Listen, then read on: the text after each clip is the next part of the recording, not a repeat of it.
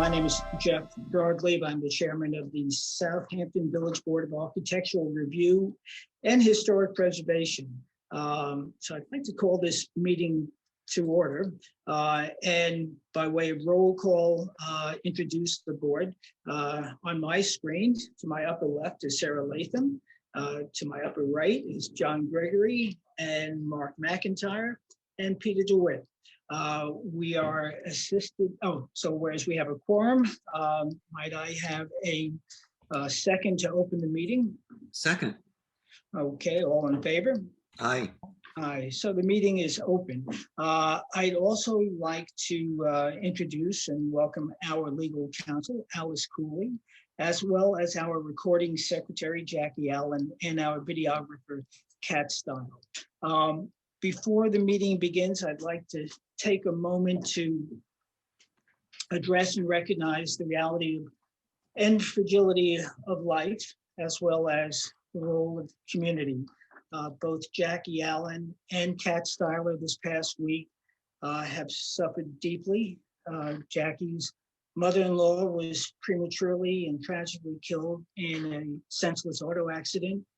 A loving grandmother to whom Jackie and her family had recently moved to be closer to is and will now be absent from her family and her grandkids. Jackie said today that she's hanging in there, focusing on consoling her family. She's a trooper, and our thoughts and prayers are with her and her family. I'd like for a moment also to address the loss of Charlie Styler. Kat, can you share my screen for a second? I'm gonna. I can't share your screen. Okay, so. But you can.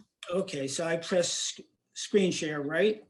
Yeah, but you have to find the picture you want. I got it. Yeah. Yep. There we go. There you go. Okay. Oh, Jeff, thank you so much. So, sorry, folks. So for the past 6 years, Kat's father, Charlie, was at the back of the room recording the proceedings. Charlie was much more than an observer of those meetings, or for that matter, many of the events that have taken place in Southampton. He had founded CTV, but Charlie, like I said, was more than a participant. He was an observer. He was more than an observer. He was a participant. He was the advisor I would turn to at the end of the meeting and ask how to go, Charlie. And he was open and honest, and I appreciated his advice. I learned, and here's a picture of Charlie being welcomed by the mayor and a thankful note.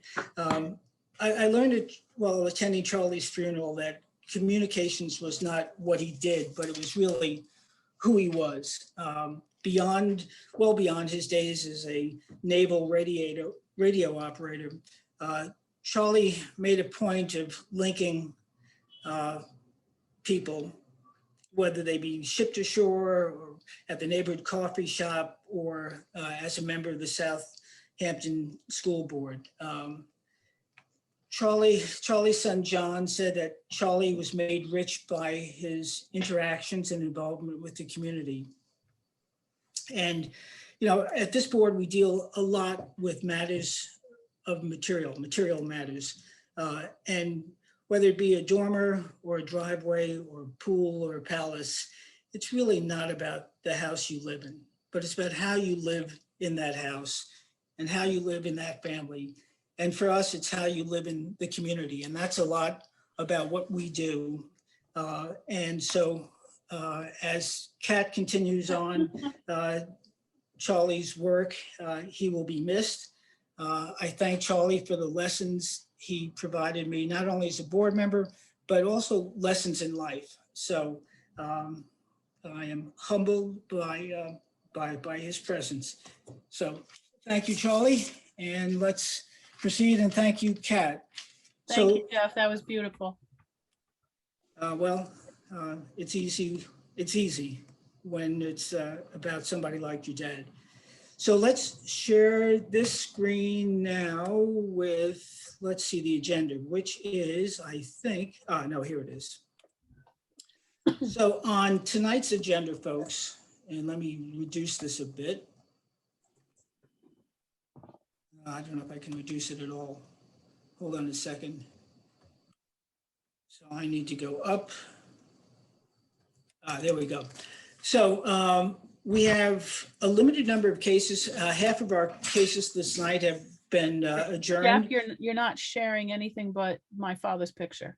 Oh, okay, so stop that share, and There now I you have go. to, okay, now I get on to Although the I agenda. loved it. Thanks. Charlie would have said, come on, Jeff, move on with the meeting. Okay, so now we're looking at an agenda. There we go. Yeah, Okay, that's good. that's why it didn't shrink up. Thank you, Kat. You're welcome. Okay. So, um,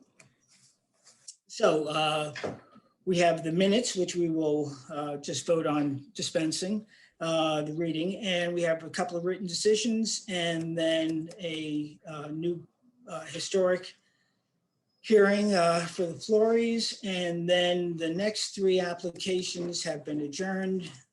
Then White Eagle Realty, and then an adjournment, and then a couple of repeat applications and some new ones, all of which should take relatively a brief amount of time. So unlike other meetings where folks can go off and do whatever it is that they do, please stick around.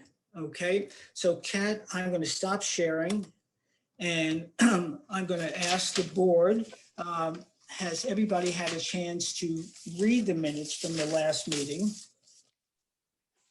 Yes. Yes. Okay, if so, I'm going to move that we dispense with the reading of those minutes and move on with the meeting. So do I have a second for accepting the minutes?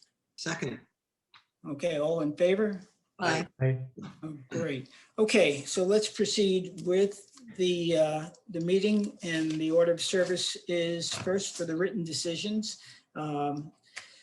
Alice, you provided us the determination for Victor Lopez Balboa at 245 Great Plains Road for driveway gates. Fellow board members, have you all had a chance to read the written decision? Okay. Yes. Okay, then I would move that we accept the written decision for Victor Lopez Balboa at 245 Great Plains Road for driveway gates. Do I have a second on that? Second. Peter seconds. All in favor, aye? Aye.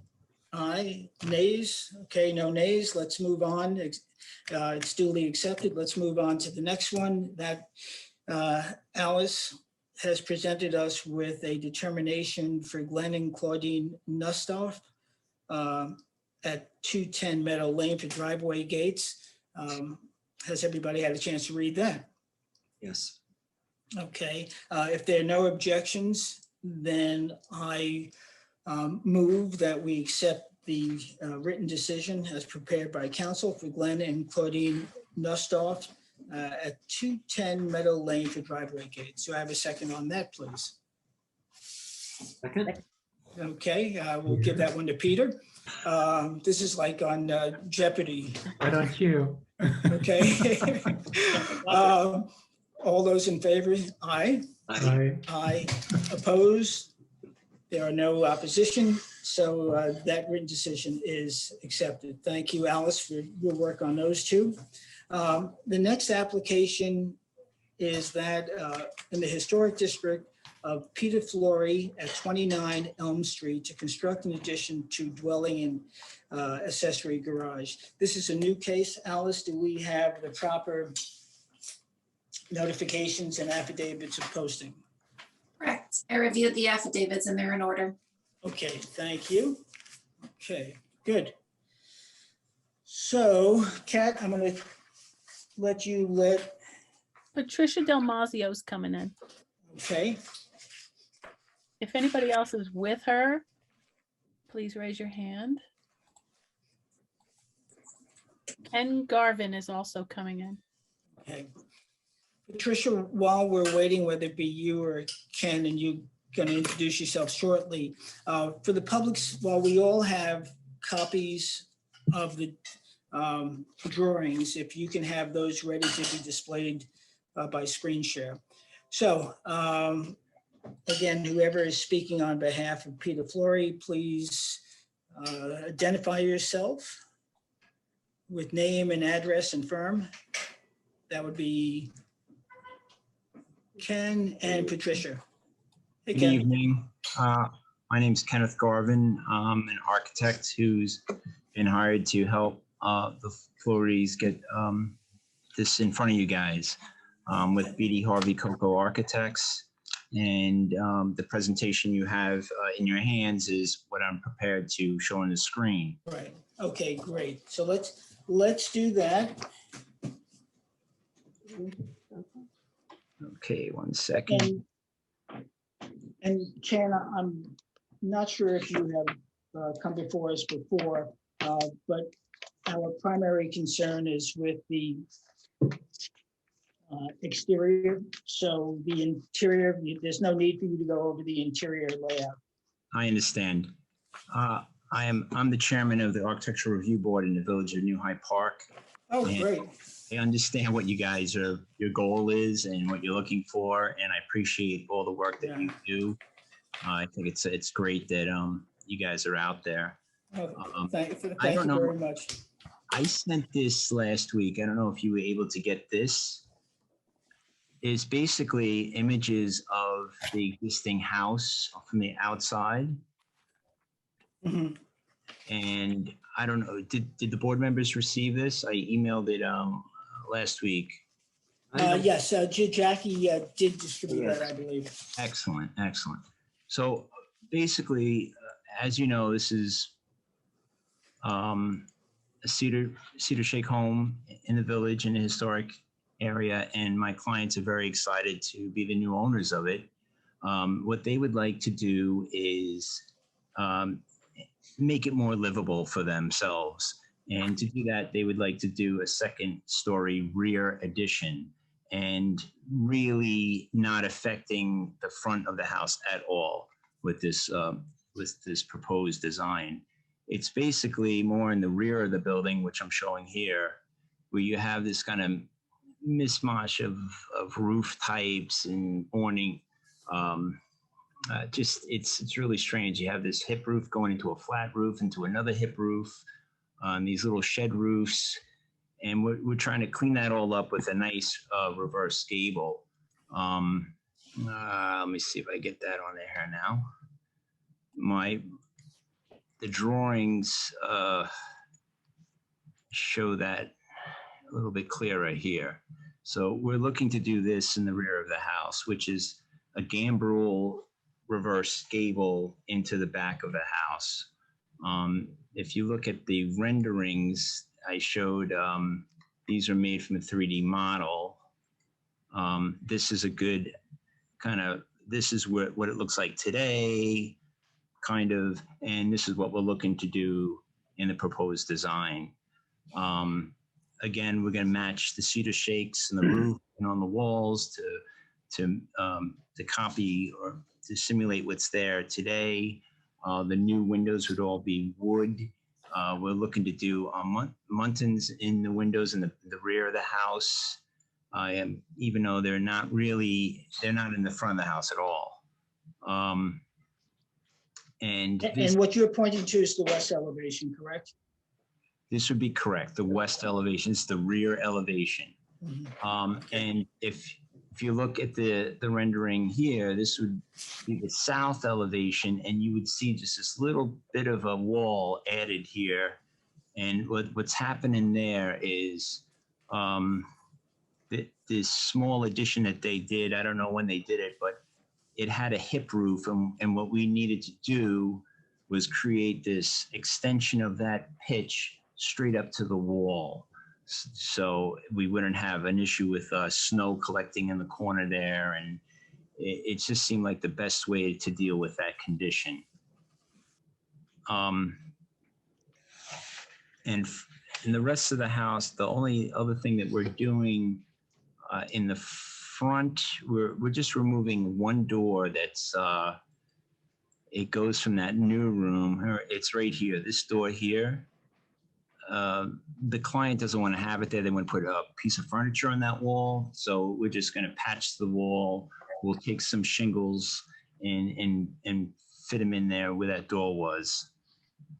But for as far as the front elevation, that is like the most we're going to do. And if there's any rotted wood or anything in the front of the house, we'll replace it in kind. And just do all the repairs that are necessary. Is there anything else you want me to go over? No, I think it's very complete. Go ahead, yeah, I'll turn it over to the board. Board members, feel free to comment. Do you want to talk about the garage now too, or? Let's do the house and then we'll go to the garage. Okay. Board members, any comments? Yes, I think it's I think it's very skillful, and I'm so pleased that you're paying attention to the roof plan. I mean, you're a good architect. You did a great thing. Thank you. Thank you. All right. Sarah, you had your hand up. Oh, I just wanted to just say that I do think you did a good job. I was looking at the stair leading to a non-existent door.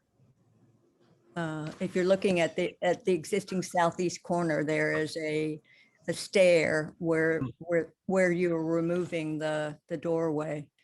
Oh, the stoop, yeah. The stoop. Yeah, that goes right to the stoop, to the porch. So it's just another way to get onto the porch. So if you come from the backyard, you could go up those steps and go right onto the porch from here. Okay. To me, it was like the stairway to no heaven. Yeah. All right, great. All right, if there are no further comments from the board, let's move on to the garage. Okay.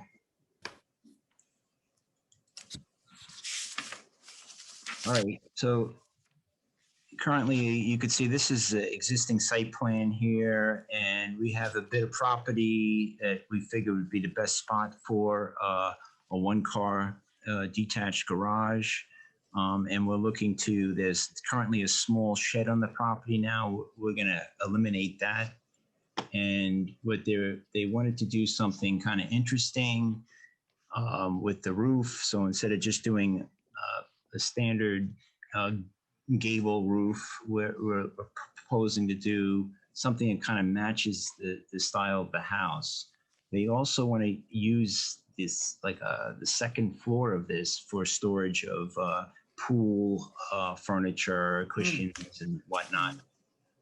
So it's a very simple design, Yep. trying to match the main house, doing a round window element here in the cottage style Yep. doors. Basically, and here's a rendering of what we're looking to do. Right. It's very charming, and I feel that it'll help that the house. It'll kind of bounce off the house. Okay. Comments from the board? Okay. All right, let me ask if there are any public comments. Kat? Hang on a second, Jeff. I'm looking. There are no hands up. Okay. Patricia, I don't know your role in this. I don't know if you are the owners of the house. Was there, do you intend to speak? If so, identify yourself, and you're welcome to. It's my husband and I are the owners.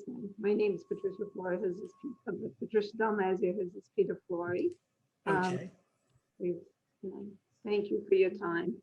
Okay, good. Well, thank you for your design and attention to preservation, and our roof, getting a compliments from our roof maven, Peter, is high praise. So I'm going to move that we submit the application of Peter Flori at 29 Elm Street to construct an addition to the dwelling and accessory garage for written decision.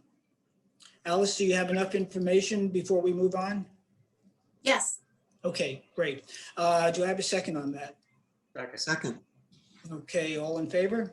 Aye. Okay, any opposed? No, so Peter and Patricia, good luck. Thank you very much. Thank you, Ken, for your design, and let's Thank move you. on to the next Wonderful case, job.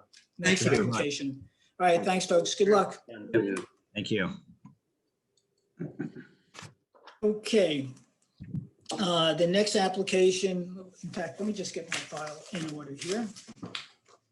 Okay. Okay. Hold on a second. This is going to take more time than the application itself. So the next application on the list is that of Greg and Susan Denelo at 199 Hill Street for driveway gates. They have submitted a request to adjourn to May 24th. I move that we accept the applicant's request to adjourn. Do I have a second on that? Second. Okay, all in favor? Aye. Aye. Okay, that will be adjourned then to May 24th. Next, we move into public hearings, non-historic.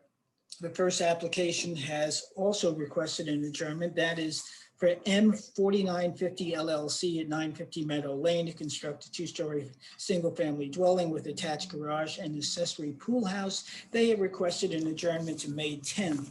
I move that we accept the applicant's request to adjourn to May 10th.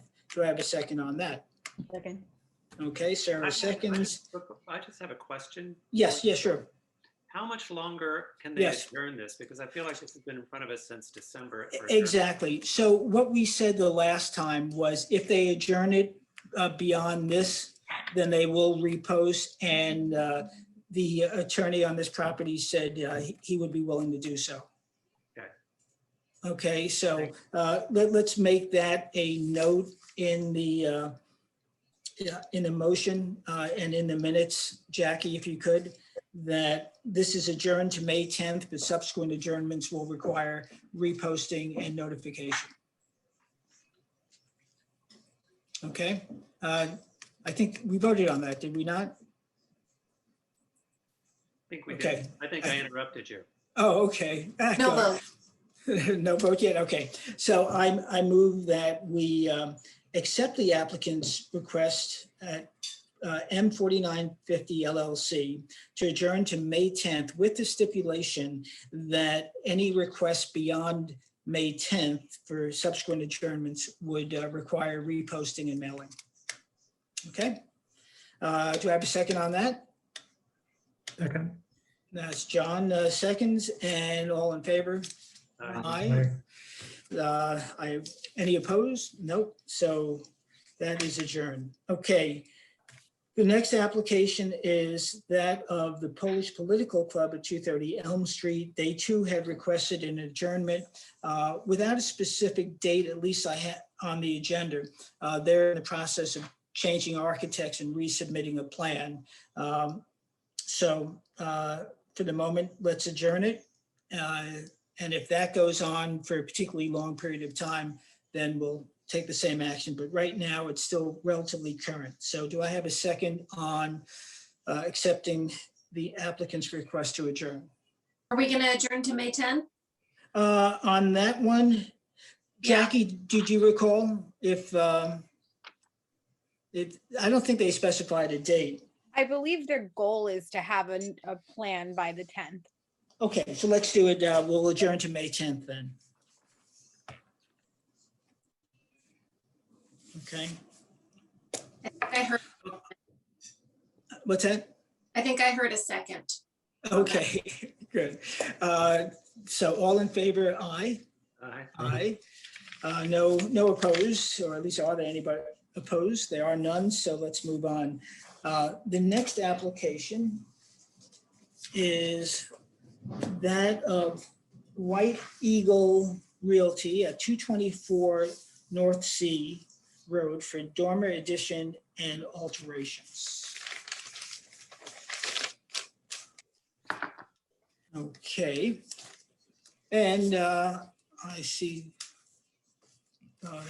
folks, so whoever is speaking on behalf of that applicant, please identify yourself You are currently on mute. Yeah, I click on it and it requests that they unmute. So I do that while you're talking. Mhm. Mhm. So I will send it. Hello, folks. So even though we have met many times before, I ask that you identify yourself and provide us with your address and your names and address, okay? Sure. Joseph Devick, 17 Algonquin Drive, Chappaqua, New York, with my wife, Mara. How are Okay, you? Good evening. great. Good to see you again. So, and let's focus on where we were. Let's pick up. So the last time I'm looking at the minutes, elevations that were submitted were deemed not complete. They needed to be relabeled with directions. The front elevation wasn't exactly did not represent what was actually built. And by the way, Joe, and tomorrow, I'm just going over this so we can focus on these things. There was a question that was raised by one of our board members having to do with the style of the dormer and whether a gambrel dormer might be more appropriate. And then we mentioned the plans being a little bit different. So if we can focus on how you address those concerns, I mean, I that will brought backup. expedite things. Yeah, I brought backup this time, so our architect hopefully should be on. Okay, Yeah, so, I'm here. Can you hear me? right, so could you please identify yourself for our recording secretary and again with the name of your firm and address? Sure. I'm Alexander Khan for Architectural Conceptions, 2103 Wave Avenue, Medford, New York, 11763. Right, okay. So for the public's benefit, while we all have your plans, Alex, either you or Joe or Tamara, can you share with us the elevations? Absolutely. I can just flip my camera around.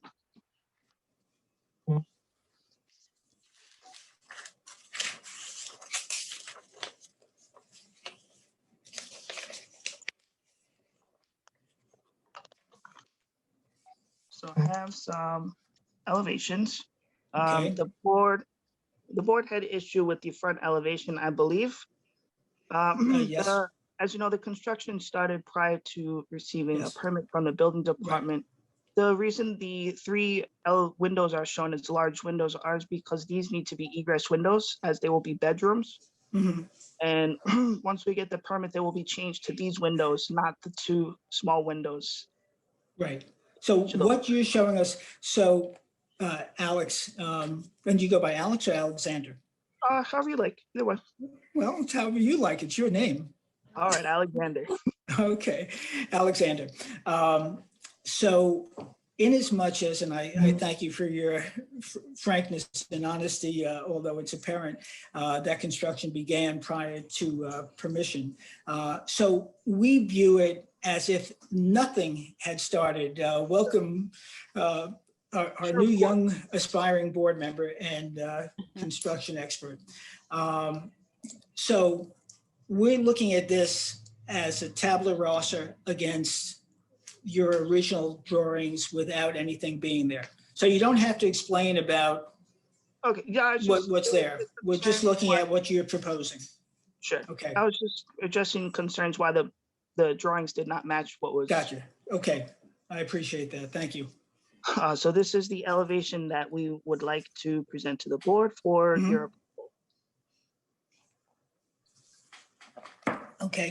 So can you take us through the materials that are being used and the Sure, they're going to be typical materials is used in the area. They would like to use board and batten material, color white, white trim work, Anderson windows, mullions as shown, and architectural shingles in charcoal gray. Okay.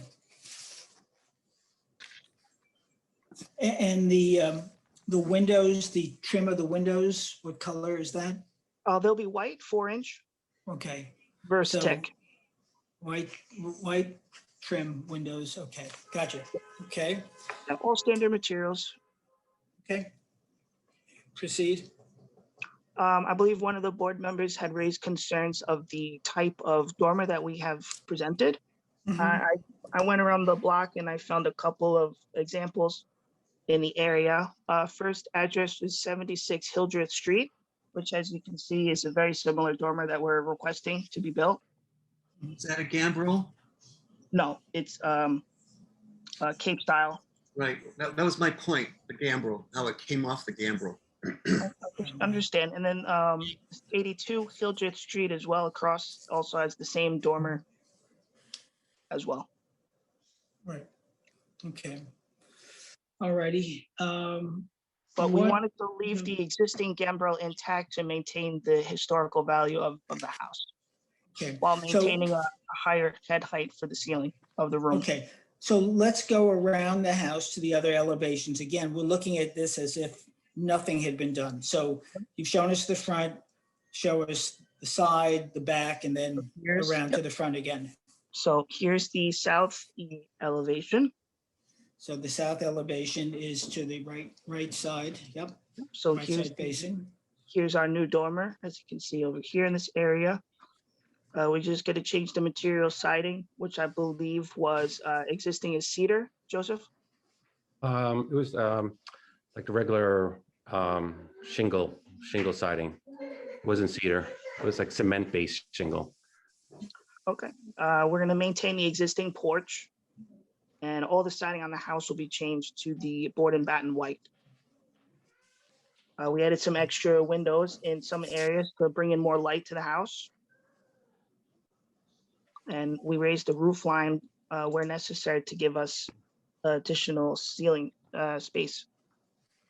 Okay, let's move on to the rear. Here's the rear elevation. We added is the east. two additional windows. Yes, this is the east elevation. We added 2 additional windows in the master bedroom, as well as a larger door into the back area from the kitchen. Okay.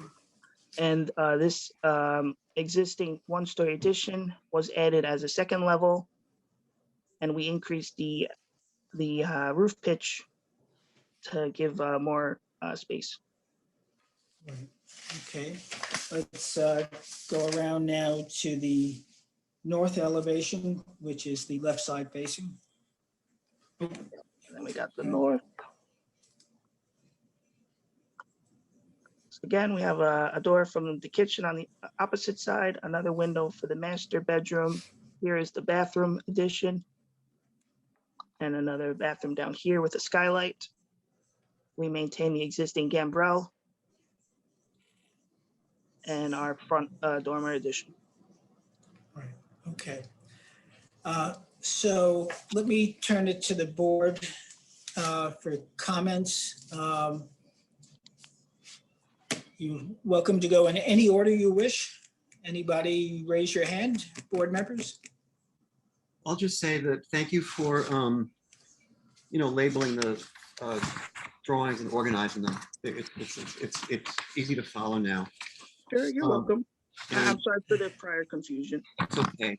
But you didn't listen to anything I said last time. I don't want to repeat it again. So I want to hear what the other board members say.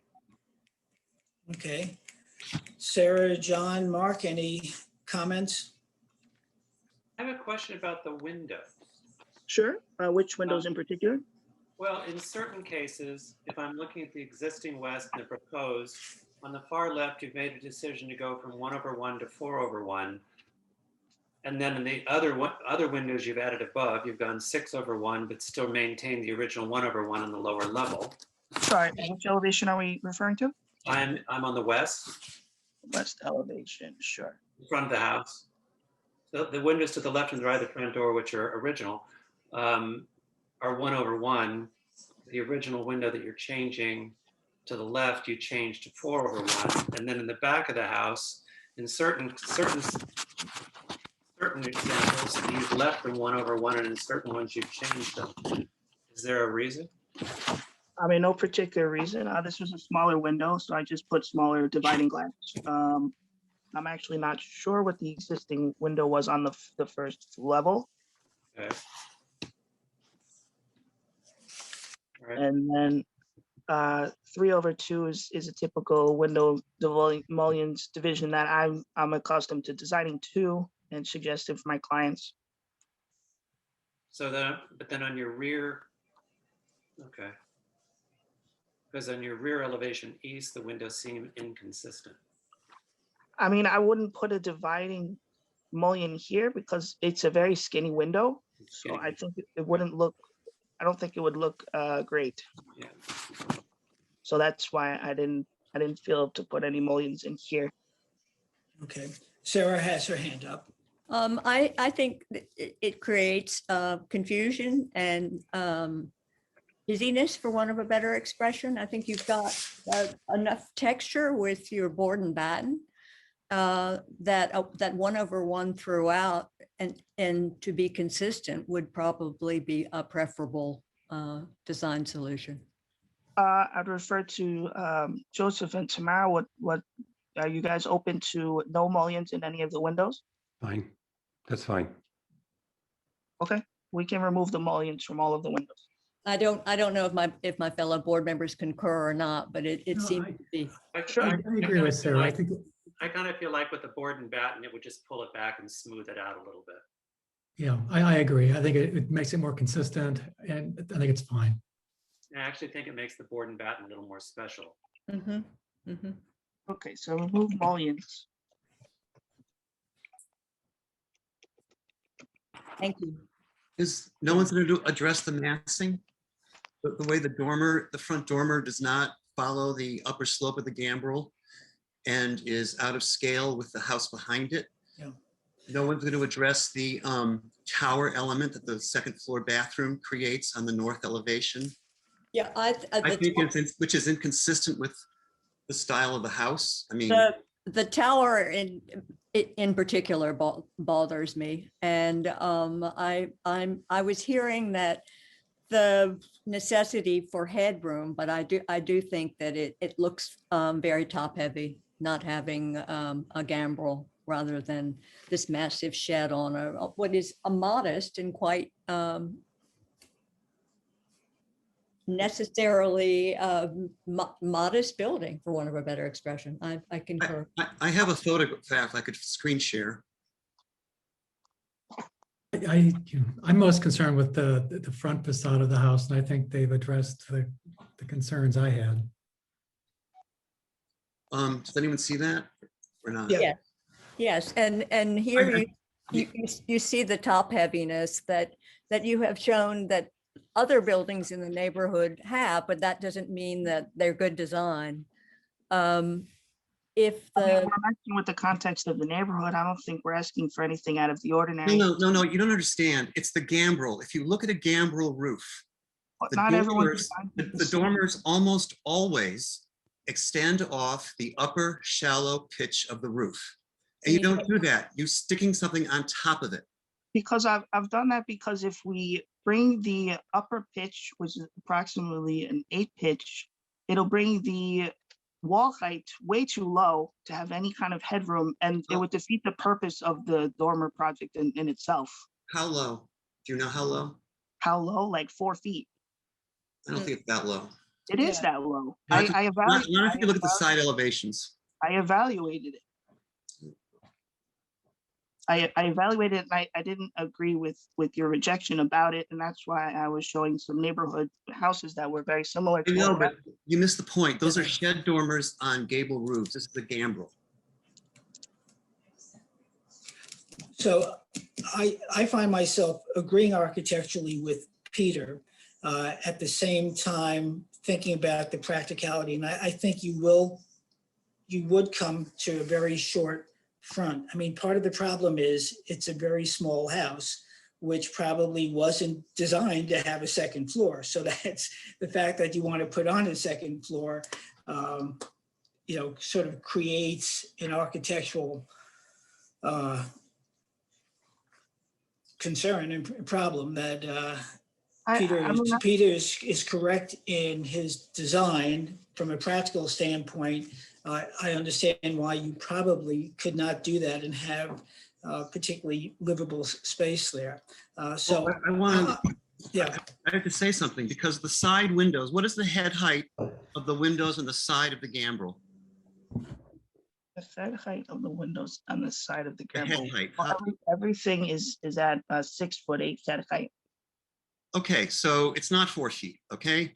You Yeah, could, but you don't understand where our wall is. Here, look, let me show you. believe me, Alexander, I understand.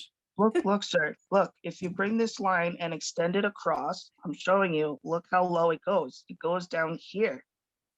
That's well below the line of the 6'8" window head height. What you're asking for, I think, is just unfair, and Maybe it's not below that. it's not practical for the project we're looking to do. What if instead of the dormer coming off the peak of the roof, you did a flat roof dormer coming off of the kink where the gambrel changes? But how would the flat roof be any more historically accurate than what we're It proposing? would not. It would be less top heavy. If you recall from my screenshot, it would reduce the height of the dormer. It would be in scale with the house. I'm sorry, as an owner, I don't want a flat part, any part of my roof. I own a Right. building. I own a 10,000 square foot Right. building in Westchester. It leaks all the time. I do not want a Yeah. flat part of I any. don't mean 0 pitch flat. I mean 1/4 inch foot flat. right. Even that roof, this house is very, it's Well, 1900. I'm not going to argue with you. You know Right, how- right. So where I find myself, and I'd be curious to ask the other board members, I recognize Peter's architectural concern. I'm also find myself confronted by the practicality of the limitations given the small scale of this house. And yes, it does make it a bit top heavy, but in the scheme of things, I would be inclined to vote in favor of the dormer as drafted. Thank you. I don't know if other folks feel the same way about that. Should I mention that we are extremely tall? I'm almost 6 feet. That's, tall. no, You're that's very okay. tall. And I might add, that's really, again, the interior use tomorrow, I appreciate, I have height envy because I'm particularly small. But that's really not our concern. Our concern is more what Peter's talking about. So, but I'm looking at it from a practical living standpoint, even for somebody who's 5'6". So anyway, other board members, how do you feel about the dormer as proposed? Would that stand in your way of voting favorably on this aspect of the application? Yes. All right, so we have two. I'm okay with it. John and Mark. I'm okay with it as well. I would, as long as the windows are simplified, I understand what Peter's issues are, but it's fine. Well, I'm happy to remove the mullions from the windows. Okay, so so in terms of the dormers, we have a split board on that. Let's talk now about the point that Sarah brought up in terms of the elevation that had the tower on it. I don't know, obviously Sarah was concerned about that. Any other folks feel similar or have concerns about, that's the north elevation, is that correct? Yes. Yeah. Yes. Yes. So board members on the north elevation?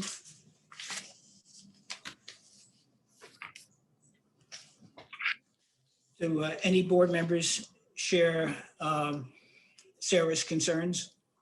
I voiced those concerns too. Okay, And I offered how to solve it last time. okay. John, Mark, I'm fine as presented. yeah. Thank you. Mark, Uh, I'm okay with it as well.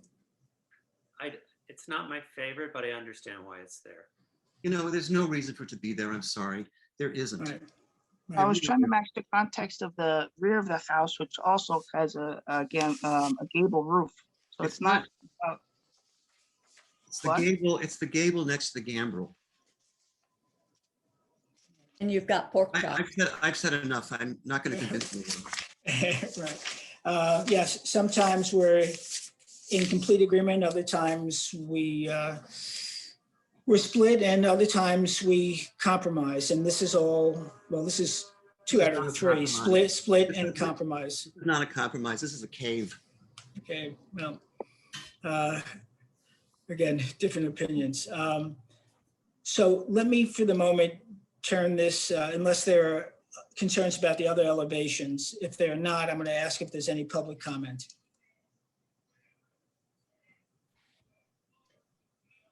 I'm looking, there's no hands up. Okay.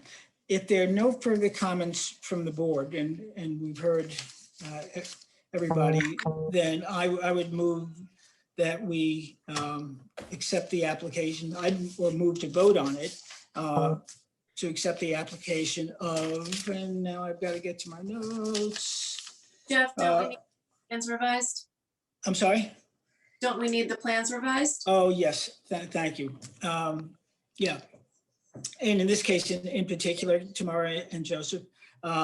So we're going to adjourn this so that you can submit the plans as was agreed to without the mullions. If we were meeting in person and Alexander were right before us, he could draw that on the Yes, elevations. I'm happy to remove the mullions and resubmit the plans for Jackie to the building department to, Right. Yes. Okay, so on that basis, then I move that we adjourn to our next meeting so that the applicant can adjust the drawings. Do I have a second on that? Yes. Wait, can I request that we have approval based on the change? No. As Simply, no, it's not the protocol we follow. So I'm sorry. Again, it's part of the victim of COVID. If you were in. I mean, if you want to present- wait 2 seconds, I'll stream. No, we can't do it. Alex or Alexander, no, we can't. You have to resubmit. Unfortunately, that's just the protocol. So I would assume you're asking us to adjourn to the next meeting so that you can redraw the drawings. And if we can't ask for a conditional approval No, for tonight. no. I move that we, just because I want to move on, Alexander, Yeah, and I've well, said it twice well, now. no, that's- Okay. Yeah, well, that's to Great. adjourn to. the I next move meeting. that we accept the applicant's request to adjourn to our following meeting. Do I have a second on that? Second. Okay, all in favor? Aye. Then this is just on the adjournment, so. Aye. Any objections to the adjournment? No. Okay, great. All right, guys, we'll see you next week with the revised plans. Thank you. Okay? Thank you both. All Thank you. right, and thanks. Say goodnight to your son. Okay, Thanks. see you then. Okay, Bye-bye. thank you. Thanks, folks. I appreciate everybody's input. So the next application is that of Emily Chen and Thomas Mahoney at 22 Cobble Lane. The applicant has requested an adjournment to May 24th. I move that we accept the applicant's request to adjourn to May 24th. Do I have a second on that? Second. That's John had his hand up. And so all in favor, aye. Aye. No objections, then we'll see those folks on the 24th. The next application to be heard is a return visit on Colby Arden. This is number 5 for 66 Halsey Street. A 1.5 single-family dwelling and exterior alterations. Would whoever is representing the applicant please step forward, identify yourself and provide your firm and address. Hi, Lisa Zaloga, architect in 1375 North Sea Road, Southampton, New York. I am representing Colby Arden.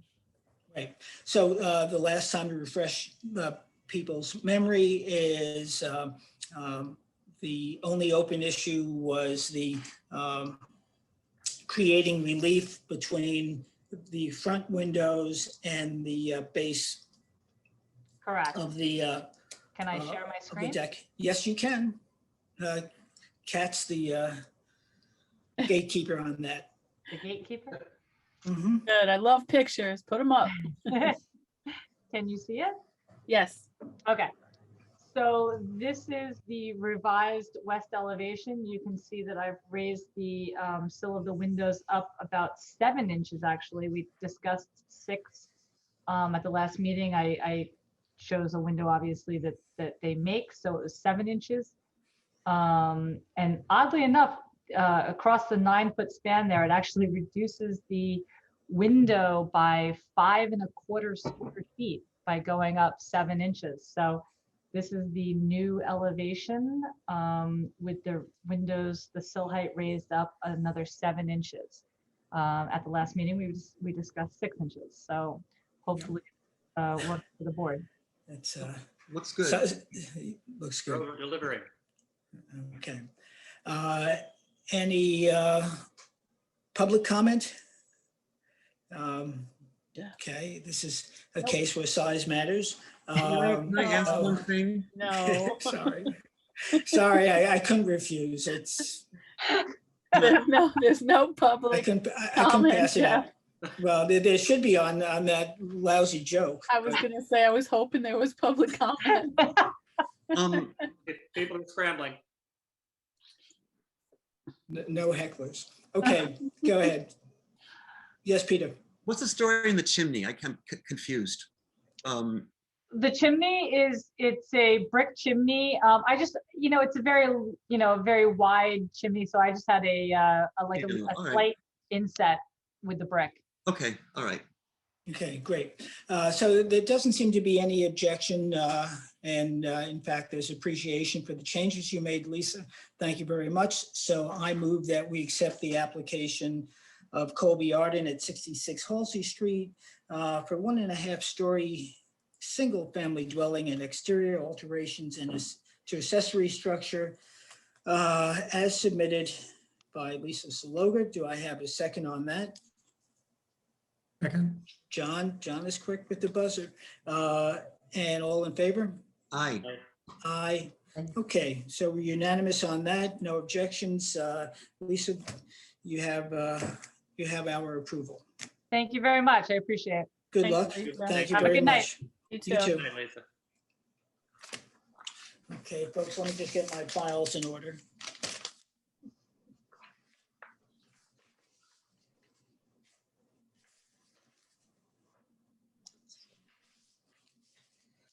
Okay, the next application is number 6, and that is at 143, it's for 143 Meadowmere Lane LLC, Meadowmere LLC at 143 Meadowmere Lane for a 2-story single-family dwelling with attached, excuse me, garage and accessory pool house. So whoever is speaking on behalf of that, now that's a new application, I believe. Alice, are we all set on affidavits? Yes, thanks. Okay. I see a smiling face and a name. There we So please identify yourself, your firm, and your address. Okay, I am Jeffrey Gibbons, architect, working as Jeffrey Gibbons Architect, 82 Roses Grove Road, Southampton, New York. Okay. Jeff, this is a new application, so why don't you take us through the elevations from front to rear? Okay. And is there anything on that property now? No, I don't think so. Or is there? Yes, Yes, There is. yes. I'm sorry, yeah. I drove by there, sure. Jeffrey, do you need assistance sharing your screen? Okay. This is the first time I've done this, so Okay. I apologize. All right, so I'll talk and you can either listen or do whatever you're doing, but I'm you trying find to your, figure out how to get to my drawings. all right, okay, find your drawings first in your computer. Okay. And then when you do, you click back to where we are and share your screen. Okay. Mhm. Um,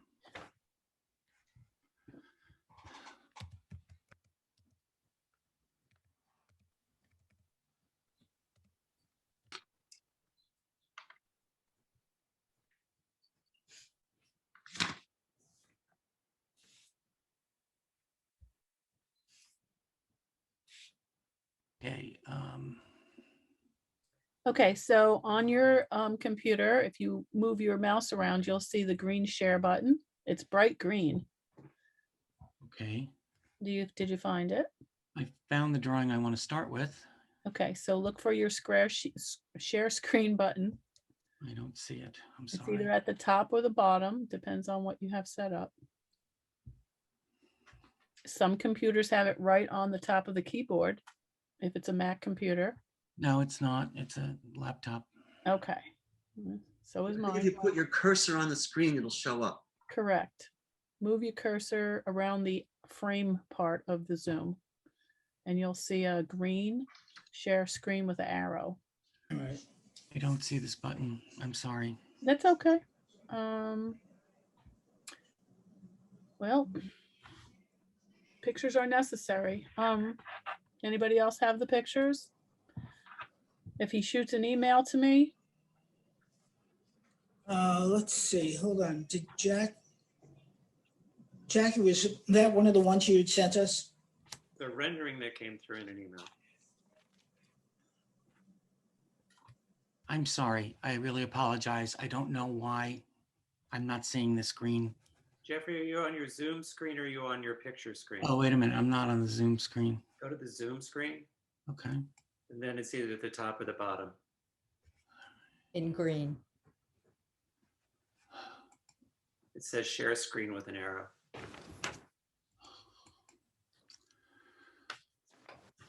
I'm trying to get the Zoom screen back. okay. Sometimes I see the it's green arrow. I'm hidden. sorry. It's hidden behind the others, so you have to move your front screen, grab it and move it aside, and you'll find your Zoom behind it. We still see you, so you're still here. Okay. I Mhm. just thought I saw it, and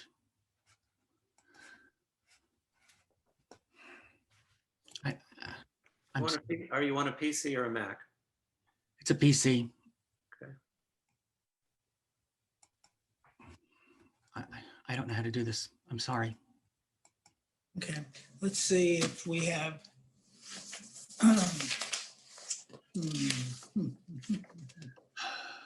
Let's see, Kat, do we have, so Jackie, what had you sent us? I'm just going back to my emails. The rendering. Rendering. Jeffrey, do you have all the pictures on your computer? Yes. Can you send an email to me quickly? Yes. Okay, here's the Okay. email. You can copy it. Oops. Okay. Jeff, And these weren't one of the two I sent over earlier. These would have been in the package right, okay, picked up. okay. So let's do this just as a matter of housekeeping. While we're doing that, unless Alice, you have concerns, we have an application for a driveway gate at the end that's been requested to be adjourned. Can we? We just emailed the drawings. Okay, so let's take a moment out of sequence here, if we can. Yes. Okay, so, what's that? That's fine. Okay, so in driveways non-historic, there's an application for DMDC Holdings at 128 West Prospect Street.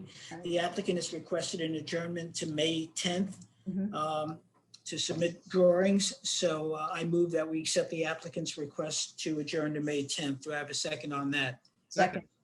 Sarah was quick that time. She gets the prize. I'm sorry, all in favor? Aye.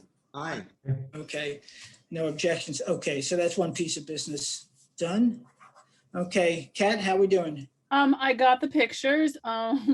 It's gonna Okay. be, let's see if I can do this because they're not a file, and I can. Here they come. There's a site plan. Well, Okay. that's the rendering.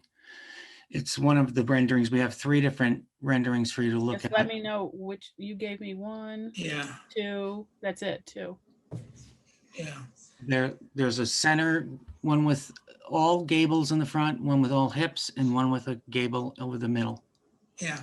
So board members, have you each had a chance to receive the packet Yes. with the actual line drawings? Yes. Yeah. So let's do this for the purposes, at least for the moment of the hearing, and as much as Jeff is here, let's use a combination of what we have physically in hand, the actual drawings, and the public will be able to see the renderings. And we'll see where we end up with this, whether we have to complete the file at the end of this or not. But let's do that. So Jeff, why don't you take us through the Okay. drawings at the same time referring to the renderings? Okay, so let's start with the Start with the front site plan. elevation. Oh, you're going to start with the elevations. All right. Yep. So the Um, front elevation is which direction, by the way, Jeff? Space is south. South. Okay, so that's the south elevation. Mhm. And why don't you keep that one up on the screen, which is, I think, what we're looking at, correct? I'm trying to, No, no, it's not what you're looking at. You're looking at a rendering. Right, right. I know, but that I'm is trying of to the find front. The regular drawings. See them. the drawings show gable ends and this shows hip. Hips, right. That we had submitted. Oh. Thank you, folks. Yeah, I'm sorry. I think we're at the risk of not being fair to the public here because they can't see. yeah, it. no, they can't see it. Yeah. So let's do this. Jeff, why don't you, Jeff Gibbons, that is. Yes. Why don't you send to Kat the file that has your line drawings? And then what we're going to do is we're going to move on to the next application. Yep, we'll And bring it we'll, back. and we'll call you at the end, okay? Okay. Thank you. Thanks. Okay, let's proceed to the application number 7, which is that of Constance Hunter at 170 Pulaski Street for a 2-story, single-family dwelling and attached garage.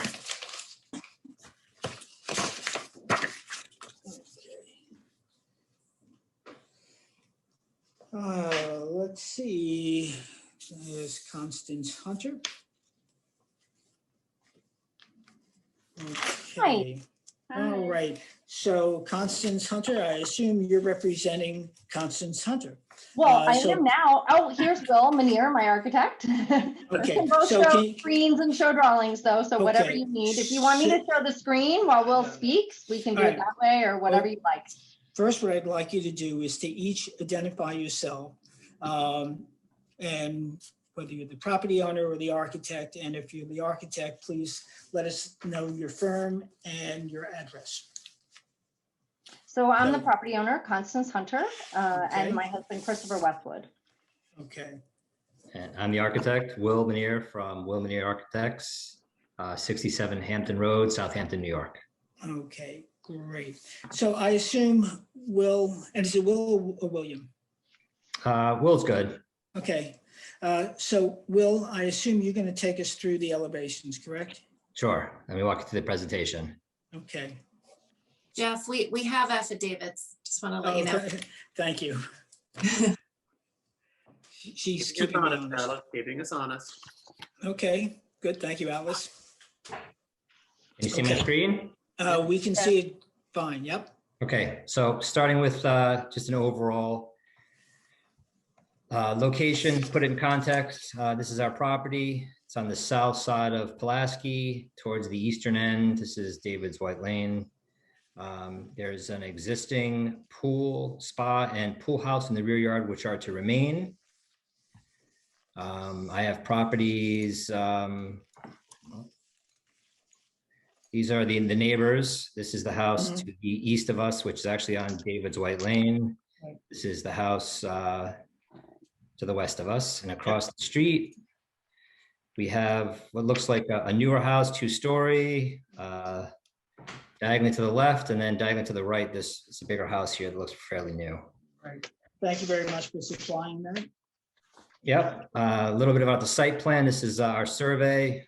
You'll see here's the existing pool house. It was a garage that 2 years ago was converted into the pool house when the pool and spa were added. This is a footprint of our proposed house, the solid line, and you can see the dashed line is the existing house. So we're actually retreating a little bit on the east and western sides. We're sort of filling this space in where the garage is. and the footprints, not much different. The existing house there is built in 1965. It's approximately 1,600 square feet with a small attached garage.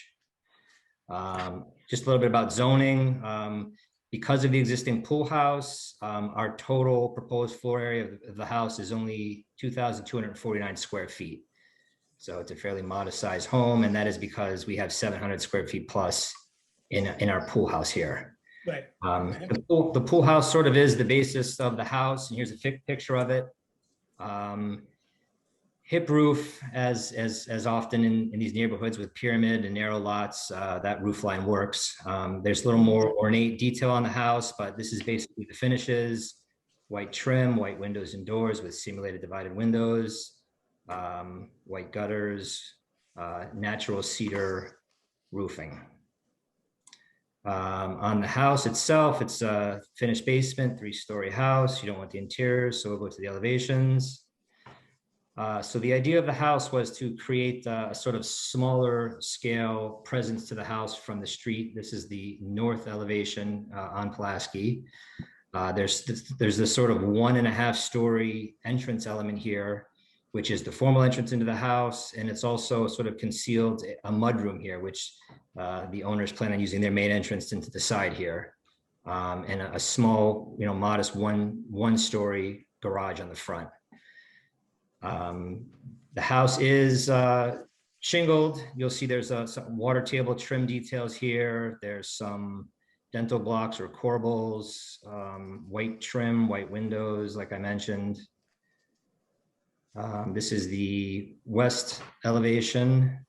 I'm sorry, the east elevation, the left side. There's a stair tower element in this recess here. The rear elevation, which faces south. Obviously, we're mimicking the pool house again, where you'll see the pool house has sort of these same divisions in it. Lots of windows, lots of light. This is our south elevation. Kitchen, there's 3 bedrooms upstairs. And then this is the right elevation, or what faces west. The garage entrance on this side, there's a stairwell to the lower level here, and these are some upper windows in the bathrooms and bedrooms. Okay, any other folks? Constance, did you want to add anything to that? Otherwise, I'm going to turn it to the board for their comments. Covered everything. Thank you. Okay, thank you.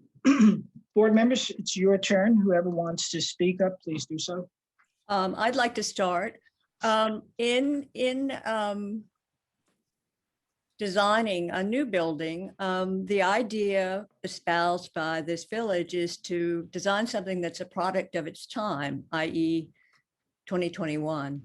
And what I'm seeing is an assemblage of historic buildings. You have a Greek Revival building at the front, and then you've got other styles that are represented throughout the design. And I would be opposed to approving such a design because it's a pastiche of historic styles rather than something that is a digested design that's of this moment. It's wonderful that you as an architect studied the Greek Revival and can duplicate it, but the idea here is not to provide buildings that are confusing, but rather a product of their time. Other board members' comments? And by the way, you'll have, after the board comments, you and Constance have a chance to respond, okay? Okay. Okay, other board members? Yeah, I have a question on what you've marked as the left elevation. The large assemblage of windows to the right between the roof lines, those are all to an open stairway? Yes, that is to a stairway. The landing is sort of midway here, and that is indented. That's recessed back into the facade. Okay. And how far back does it go?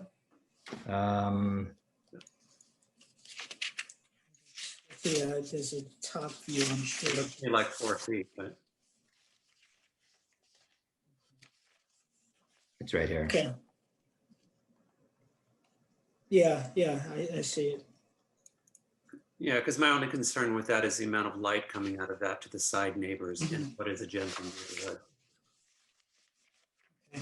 I actually agree with both Mark and Sarah so far. In addition to Sarah's comments about the design, I think that the massing of the facade is just seems overwhelming compared to the properties neighboring this house. And in addition to the extreme amount of light coming from that wall of windows for the stairwell, the rear of the house is nothing but a wall of windows, which I think creates a light pollution issue for neighbors. And this is these are fairly small lots. It's not as though this is a 2-acre property where the house is sitting in the middle of the property. I think that's a major issue for the home. Okay. Other board members, Peter? Yeah, it looks like two houses put together. You know, the back side, you know, I agree it's got too many windows, but it is a nice looking, almost four-square design, late shingle style, classical turning point. But in the front, you know, you're stuck on this Greek revival, as Sarah said. It's a little too ungepatched, to put it, I don't know. In architectural terms. Yeah. Sorry. So my comment to the rear windows is that while the board is concerned about light pollution, in this case, if we go look at the aerial photo, the Hunter's pool and pool house stand as a buffer between that and any exposure to the neighbor beyond that. So I'm a little bit less concerned about the amount of light trespassing in this particular property than I might in others. So there's a less of a concern there. I see what my fellow board members are saying. I can't articulate it quite as well, or perhaps maybe in the single word that Peter used. So I'm going to turn it back to you, Will, and the Hunters to respond. Okay. I can, oh, Will, you go first. No, go ahead, Constance. Well, I just want to add, in addition, we have planted skip laurel around the property instead of privet. And you'll see from this picture right here that's being shown, Will, if you go back, yeah, you can see that the skip laurel is not only tall, but it's evergreen. So it provides a light shield, so to speak, around the property.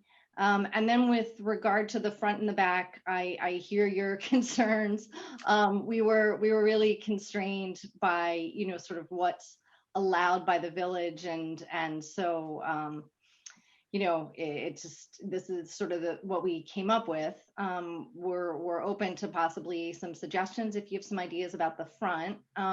And then with regard to the side windows, we could make them a bit smaller if you wish. I don't think that there's going to be lights on there on a regular basis. And again, the skip laurel hedge grows very tall. We can grow it up to be 10 or 12 feet. So it should really limit the light pollution. And then with regard to the comment about the neighboring houses, I think we can all recognize that the neighborhood around Pulaski Street has changed substantially. So if you look at the aerial view, you can see that the you can barely see it, but two houses to the left is a very large house.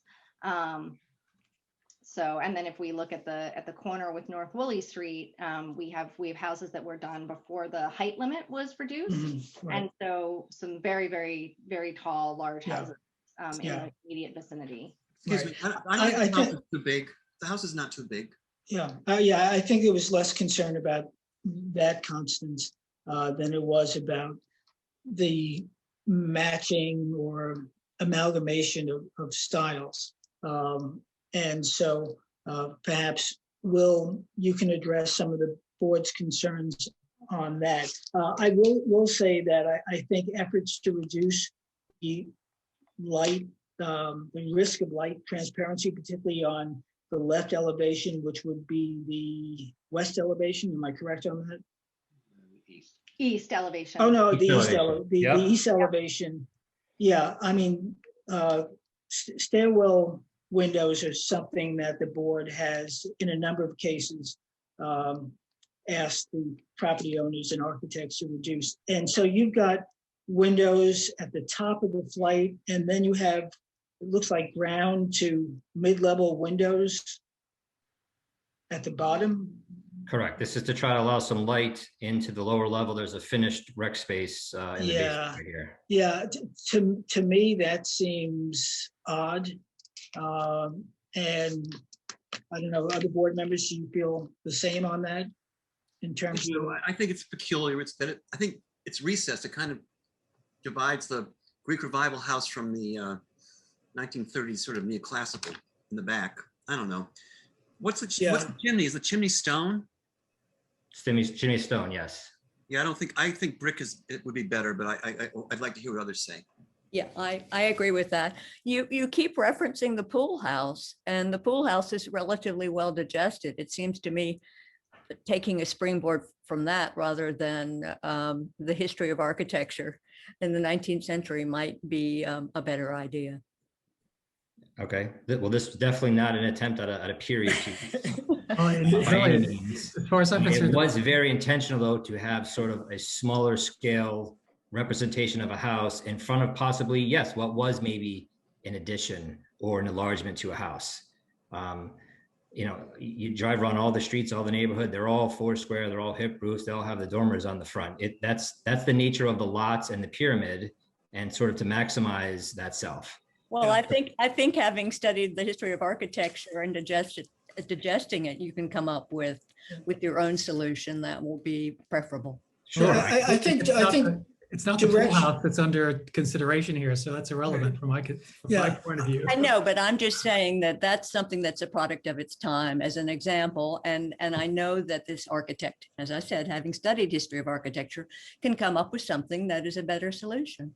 Yeah, I think directionally the scaling, as Peter was saying, the scaling of the house is fine. And I think directionally in terms of the overall shapes of the house, it's fine. And in fact, I think presents as well, if not better than some of the newer houses that Constance had referred to. So we appreciate that. May I ask a question? Sure. I was listening to the previous session that you had where you approved the house at 144, and that house seemed to have almost no sort of style or design, and it's got these 4 buildings on it, and yet you all found it very appealing. So perhaps you can give us a little insight into what you find appealing, because I was actually surprised that didn't receive more debate. So right. I'm a little well, on 2 accounts. One, I'm not going to comment on that, or the board will. 2, because Constance, quite honestly, I can't remember exactly what occurred on that. But number 2, and more importantly, other than any senior moments I might be having, is the fact that we view each property on its own. And yes, sure, in the context of the neighborhood and other things that have been done. So let's turn it back to Will, and perhaps Will, maybe you can address some of the comments as you heard them, which might give you clarity as to what changes you might choose to make. Sure. So the front 1.5 story element can definitely be toned down a notch as far as some of the detailing. If the pool house, if we're going to take a cue from that, it could even go to a hip roof, which would really blend it more in with you know, the neighborhood and the pool house and the house behind. The left elevation stair window is no problem. I've actually talked with Constance even today about possibly rethinking that. As far as the south elevation, the rear, I agree. It faces a pool house. It's your own yard. There is some privacy there. You know, this is south light. I mean, these are egress windows. I have to just disagree there. I mean, there's this false narrative that bushes last forever and they're as full and lush as the day you planted them. That is not, that's not always correct. And for that reason, I'm very sensitive to neighbors on these very small lots on both sides of the property. So the pool house may block, extreme light coming from this glaring glass windowed house from the rear, but not necessarily from the sides. Okay. Okay. So now in any of this, Will and Constance, the board is expressing their concerns, their opinions, their judgments. At the end, it's up to you as to how far you want to go, taking them up on those suggestions. But at the very end, the board will be voting to approve or not. So I appreciate the fact that you are listening to what the board is saying.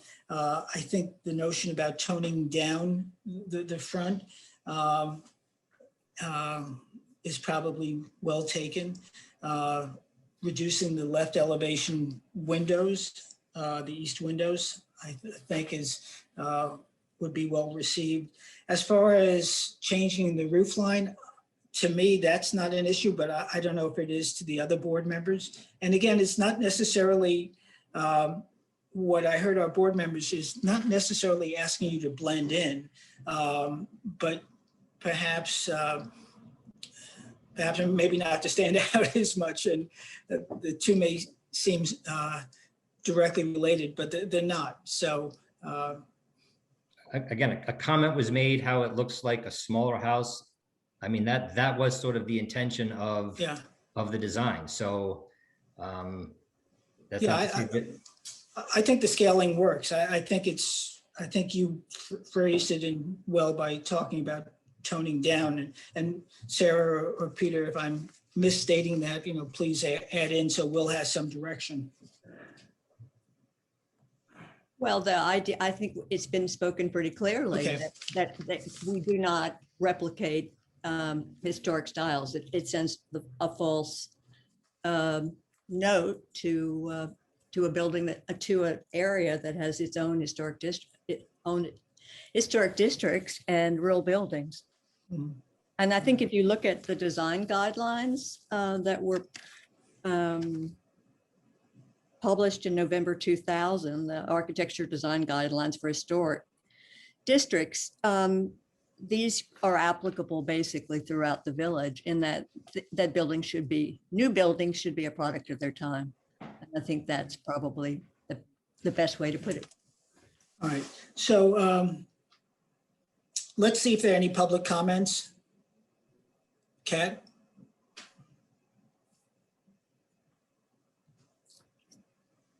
Sorry about that, Jeff. I was getting those photos ready for the other person. Okay. I don't see any hands up. Okay, so Will and Constance, and I'm sorry, I forget, Constance, your husband's first name? Christopher. Christopher. Thank you. So you've heard some of the board's comments, and I think I've heard Will take them in. So at this point, what I would suggest is an adjournment. Of course, it's your prerogative to either have us vote on it or for you to adjourn to our next meeting and think about some of the comments and how you might want to alter the plans accordingly.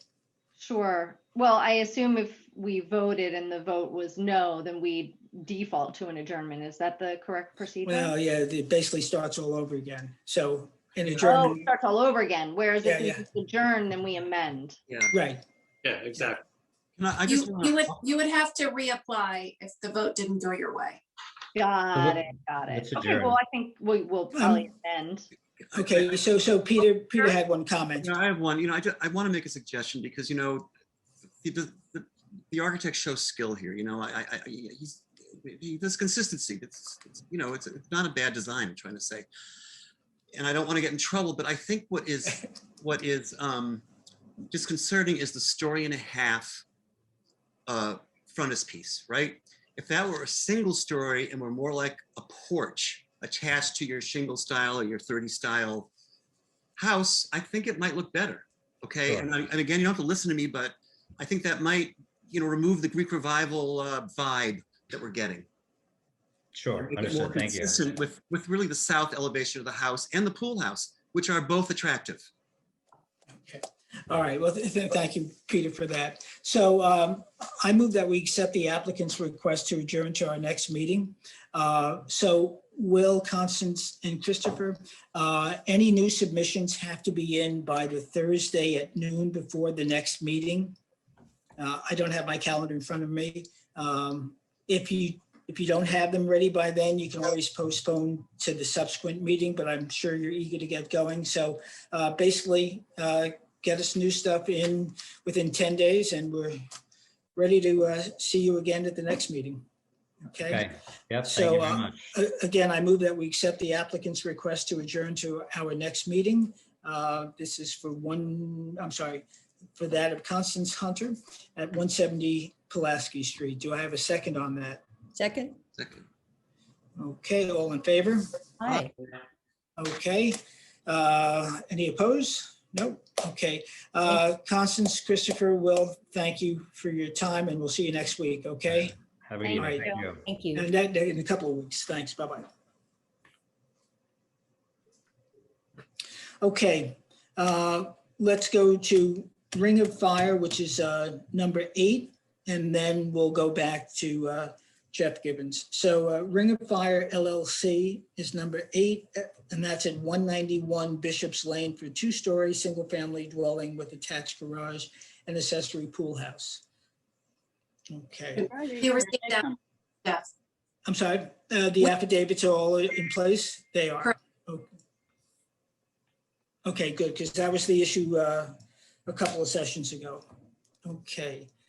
So who will be speaking on behalf of the applicant? I see 2 faces, or at least 1 face and 1 human being. Yeah. Okay, so could you each identify yourself and Hi, I'm Chuck Lembo, an architect, Lindenhurst, New York, and I'm representing the applicants in this application. I'm not the design architect. I've just been charged with presenting this to the board tonight. okay. Okay, and then I see another face here, Jane Sadaka. Now, I made Jane, a mistake because I'm here as a public person for 143 Meadowmere Lane, and I was surprised we did not go back to 143 first. So I made a mistake. It's okay, no problem.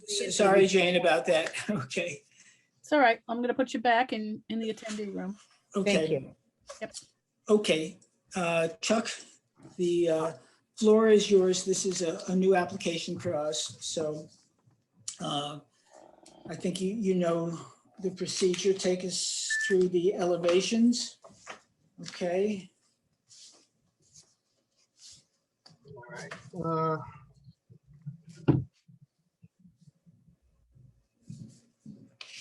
Okay.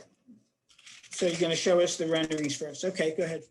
Yeah, what do you see on your screen? Do you see 2-dimensional elevations, or do you see the renderings? I see a 3D rendering. All right, good, because that's what I'm trying to show you, but that's not what's showing up on my screen, so that's fine. Okay, so this is a new house. It's a 2-story house. It's roughly, sorry about that. It's roughly about 4,600 square feet, including the 2-car garage. The owners, however, are trying to, with this design, are trying to keep the mass and appearance more understated, and they don't want it to look too blocky. They don't want it to look too big, which is why the design incorporates a lot of different lower roofs and different gables and ins and outs, trying to break up the mass. The second floor is about a third of the size of the first floor, and they've chosen to put it in the middle so that the front and the rear of the house, which are the east and west elevations, are actually lower than the middle, again, trying to mitigate the actual appearance of the volume of the house. So this is the front elevation, which is the east, which you would see from the street. There would be a row of 6-foot privet along that, but they're omitted from the rendering, so you get a better idea of what the house looks like, just for clarity. As you go around the house, this is the northeast corner. So you would pull up to the driveway. The main entrance of the house is slightly recessed under this canopy and it faces the street. But the entrance over here there's a mudroom that's off the garage. This would probably be the entrance that the residents would use. But again, the front door faces the street. Continuing around, this is another shot of the north showing that garage side. And you'll see the second story here, how it's kind of, surrounded by the east and west lower one-story areas. This is now around the other side of the entrance. So this is the southeast elevation. This is again a view from the street. And as we continue to wrap around, this is the northwest elevation. So this is the garage side and the mudroom entrance. This is the rear of the house opposite the street and the pool, and then there's a pool house back here, which I think you saw in the other rendering. I'll go back to that. Right. Okay. And then this is the southwest elevation. From the other way in the backyard, here's the pool again. The pool house is off to the left, and you can see the pool house. Chuck, in as much as we're starting with the renderings, and this is a color rendering, can you detail for us the materials you'll be using? Yes, we're going to be using a wood shake on the lower level, white, and then on the second level, we're going to use a wood board and batten in certain areas that have vertical battens, also white. The windows will have simulated mullions, and they're also white. And we're going to use a wood roof. Yeah, a wood roof. Okay, so a wood shingled roof. Okay. Yeah. And the trim is wood as well, Yes. or is it a composite? No, it's wood. Okay. Okay. I'm challenged here looking at your drawings and need a magnifying glass to see the material description. But okay, we'll take it as it's wood. It's not AZAC. It's not anything artificial. Correct. Correct. Okay. So that's for the record. Okay, great. You want to take us through the line drawings? Sure. I just have to figure out how to share that now. Okay.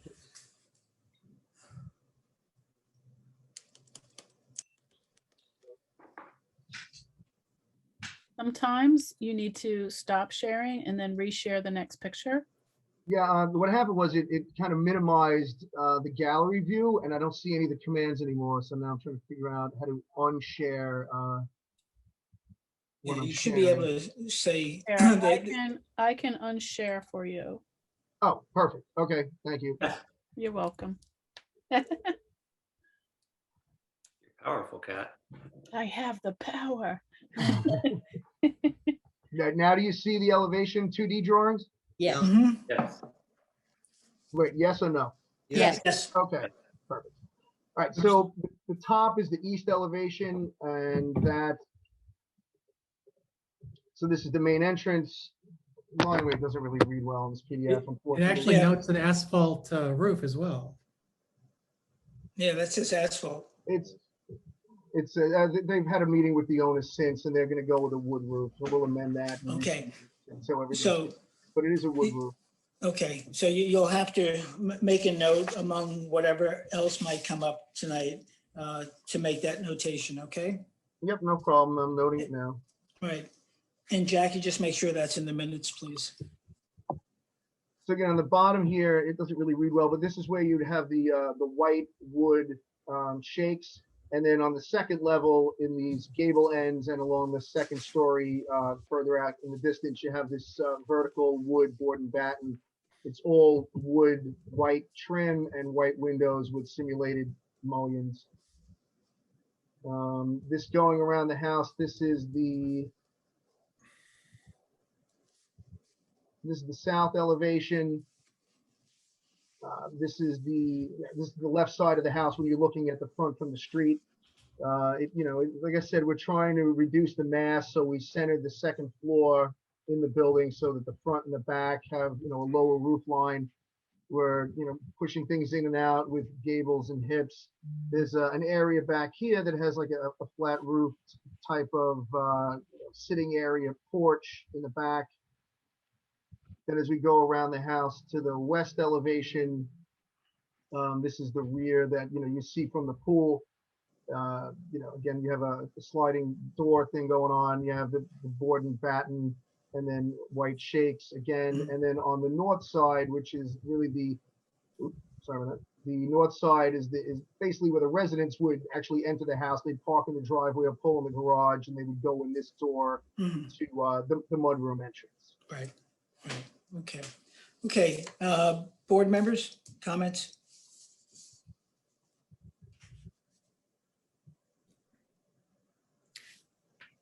I'm busy.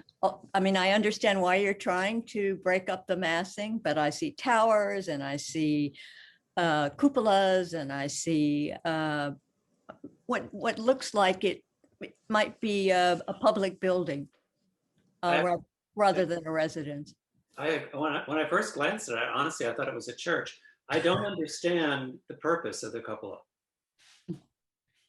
I think the owners just thought it was a nice decorative element. I mean, if you guys don't like the cupola, I don't think anybody's going to fight about it. So if you want the cupola to go away, I think we can just easily make the cupola go away. I think your problems are a lot larger than the cupola. Yeah, I agree. There's so much going on, and it doesn't look like a house that belongs in this area. There's so many different roof lines and flying angles, and there's sort of one of everything, but the everything doesn't make up a whole. And one thing that is particularly unattractive is the wide span gable. It has the proportions of a fire station, a community hall, a commercial building, a freestanding big box farm stand in a shopping mall. It's just not residential in any way. And particularly egregious, what makes it worse are the blank walls that we see on the second floor. You've got this nesting doll design, and then the receding planes don't have windows. So it even more looks like a commercial big box. Yeah, what Peter just said, yes, I agree. There's a lot going on that just doesn't make sense. I just don't understand it. For a residential building in particular. And again, we're not supposed to worry about the plan, but why the hell would you have two entrances at the same time, facing the street? No one's going to know where to go. Everyone arrives by Where car. do you see two entrances facing the street? You've got a front entrance, which you call, and a side entrance. But no one's going to. It's ceremonial. Nobody's going to use it. Well, I think I can understand the side entrance, but I think the general comment you're hearing from the board, Chuck, is a desire for something that's a bit more simplistic, a bit more residential in appearance, a bit less going on, which is the same as why I started in terms of something simpler. So yeah, that's not like this house does not sit in harmony with its neighborhood. That's the thing. That's the thing. It doesn't have to be simpler necessarily. Just it more inconspicuous. So. Well, I think by simpler, I'm voicing what you folks have said very articulately, is by simplifying it a bit, getting rid of the cupola, having the gables a bit narrower and more residential than barn-like, would bring it closer into harmony than the way it's currently presents. I also find the stairway in the front a bit awkward as well, leading from the porch downstairs, I guess, or. Anyway. That stairwell is on the northwest corner. That's basically that stairs going, when you go up those stairs, you end up in the rear yard. That stair is to the left of the front door. What, they're talking about this one step across the front, is the raised platform, is that what you're talking about? Isn't this chair? Yeah. I'm not lost. I'm not sure. Hang on, studying. Yes, isn't that stairway entrance to the looking at the front of the house, isn't it on the left? Two of them, hold on a second. Let's talk north cardinal points. Yeah, hold on one second. Let me just get back to this, sorry. Oh, yeah, I'm sorry, my bad, I'm backwards. Yes, okay, it's off to the left, and that's the exit from the walkout in the basement, correct. Yeah, that's coming up. and So I it's- walk out of the basement to the front yard? Yes, that's correct. That makes no sense. You walk Okay. out of the- You walk out of the basement into the front yard. On the opposite side of the house from the garage, it makes no sense.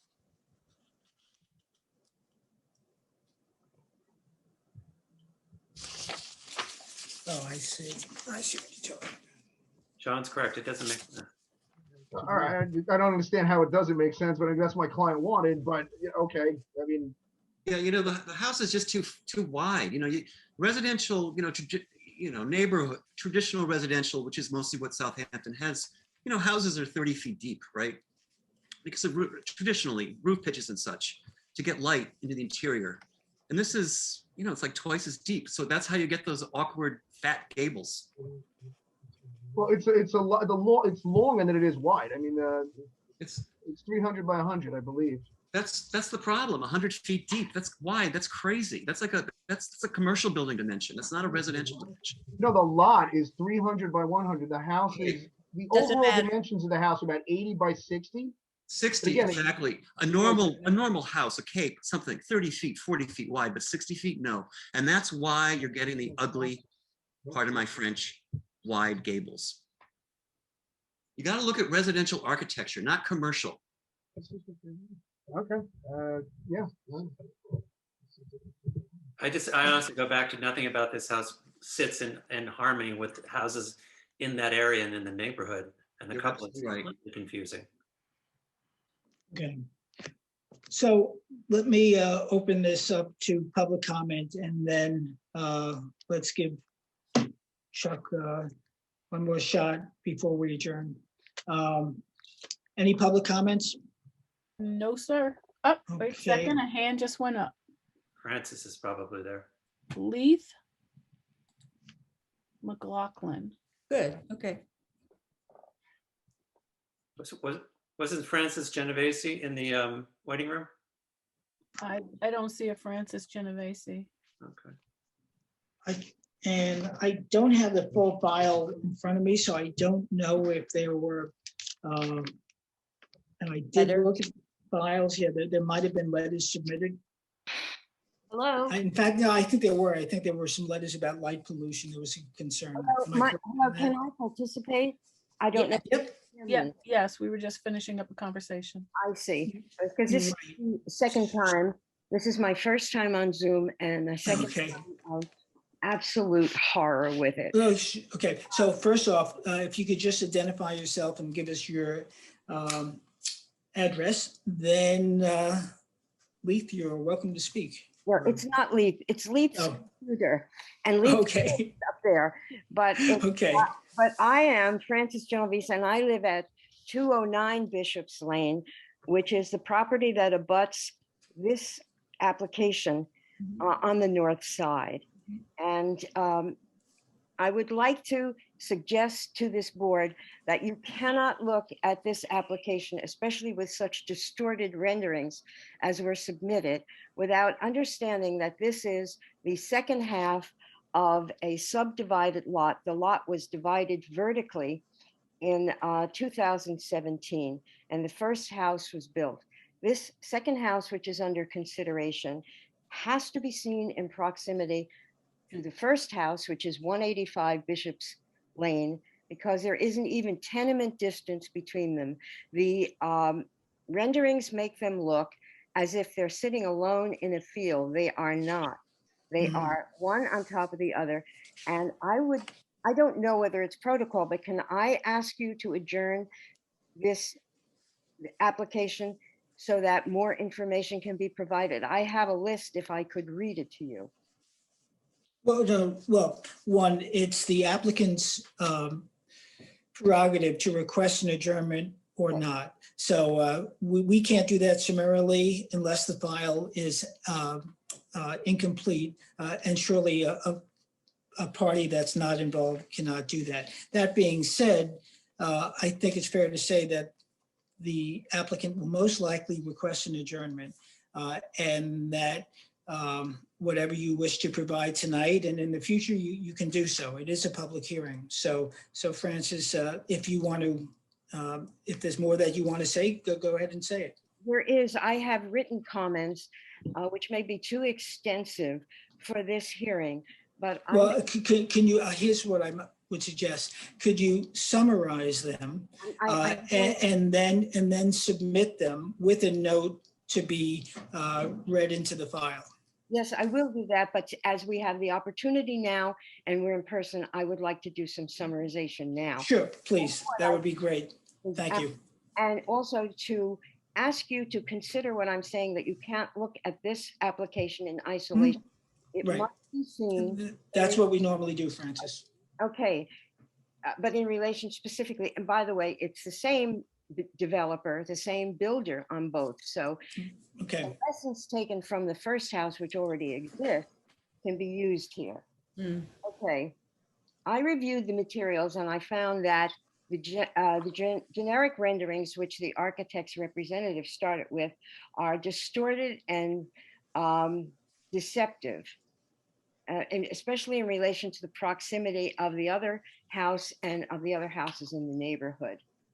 Okay. So I would ask for more clarity on that. I thank you for the comments about it not fitting in with the neighborhood, not fitting in with the other houses. It most surely does not. And for that reason, I would like a detailed cityscape with photographs provided of the neighborhood.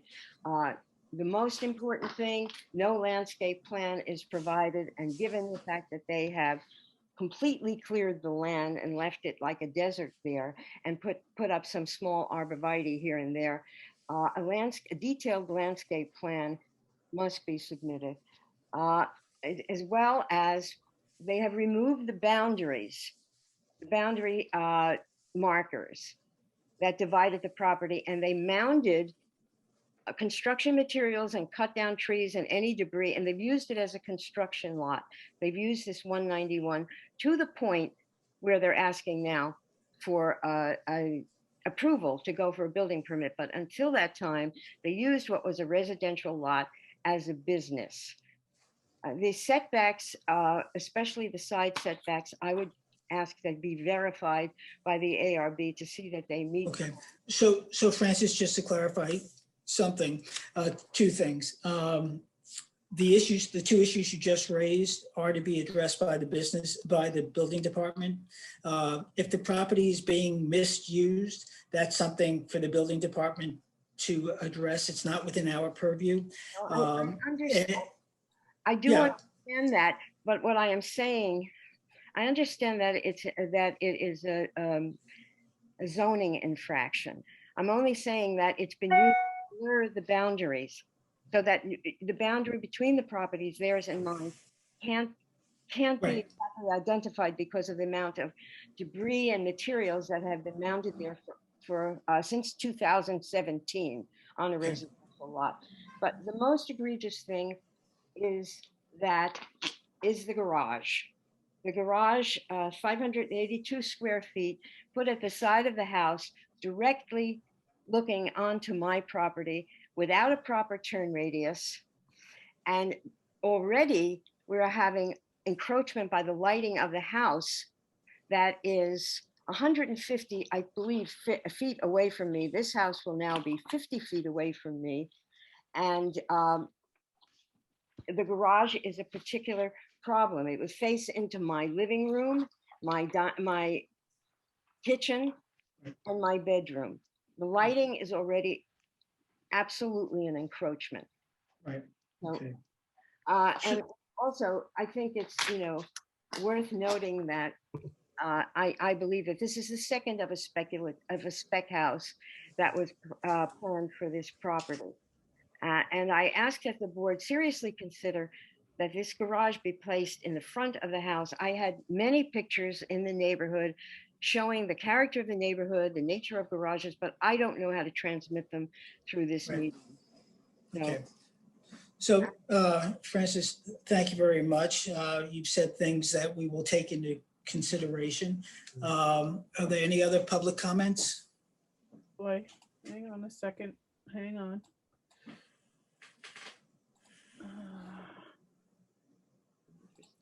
I do not see any hands up. Jeff? Okay, great. So I'm going to turn it back to you, Chuck. You can respond, and then the board will speak as well. Okay, well, as you indicated before, obviously, we're gonna ask for an adjournment because there isn't a single person involved in this who likes any part of the design. So be that as it may, we're obviously gonna make an adjournment, but I would like to address some of the accusations that I didn't get Francis's last name. Clearly, Right. she's not happy. We Okay, don't wanna so go in and have the neighbors- so Chuck, so first off, this is not a court. So we're not going to use the term accusations, okay? If language was loose, so be it. We're just concerned about the architecture. So here's what I heard her saying. And here's what we're concerned with as well, that the renderings are renderings. We normally ask for a streetscape. In fact, as part of the checklist, that there be pictures of the houses on either side. In this case, we will, as we've done in other cases, request a streetscape with 3 houses to the right, 3 houses to the left, with some pictures of houses across the street. The other thing is, I think it's perfectly reasonable to request a landscape design. We have done that in the past, and I'm going to request that we do so here. What I heard Mrs. Genovese, Ms. Genovese saying was there was concern about light pollution. We are, and there may be disagreement from Francis on this, but actually the board seeks to eliminate street-facing garages. And, but in, I think, so and I think my fellow board members are less concerned about the side-facing garage, but there is still the issue of light encroachment. So those were the things I heard. I would not categorize them as accusations. So if you want to address any of those things, Chuck, you can from an architectural perspective. Well, yeah, I just want to clarify some of the issues that let's call them her concern. Okay, good. I like that better. Right. So the rendering that I showed you originally, it actually is to scale. I mean, we are at the 20-foot setbacks. Whether the house is too wide aesthetically, we can go back and forth and revisit that. But we are not encroaching beyond what's allowed by the zoning. We have 20-foot setbacks on either side. It's not a spec house. There is an actual client who's purchased the property and is That building doesn't the matter house. to us. Well, it matters to Francis. So I'm just throwing it out there. And again, we also meet all the sky plane requirements. So while, again, whether anybody likes the design, doesn't like the design, it is within the town's. So what I'm saying We is, understand when we come that. back with a completely different design, the setbacks might still be the same because they're allowable and we're building for the zoning requirements. I don't want there to be, hurt feelings and, Okay, I appreciate not that. met when we come back because. Okay. As far as the things you're requesting, that's not a problem. The streetscape with the 3 houses to the left and the right, design, landscape design, we'll hear all that.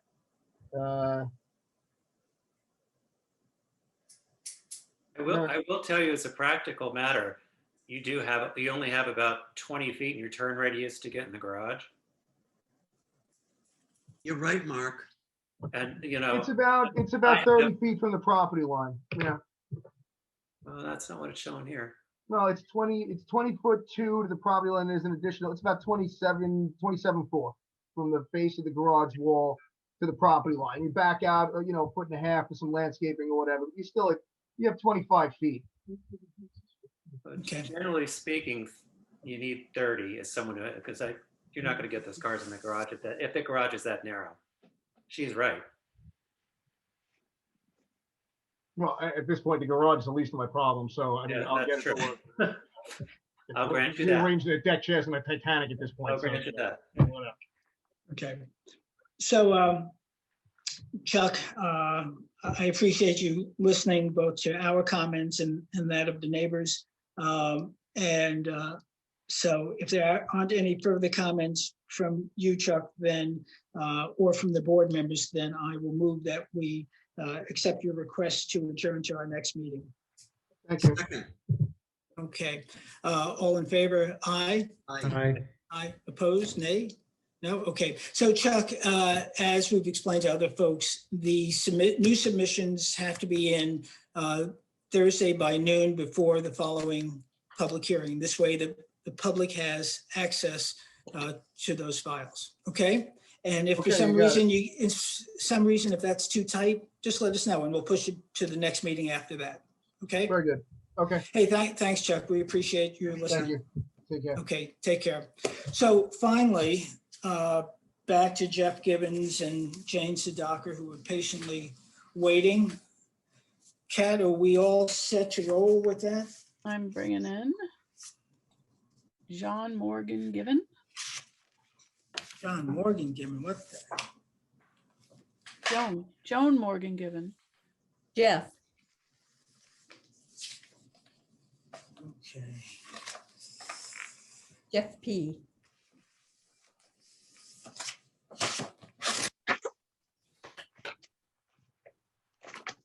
Who else is supposed to be in?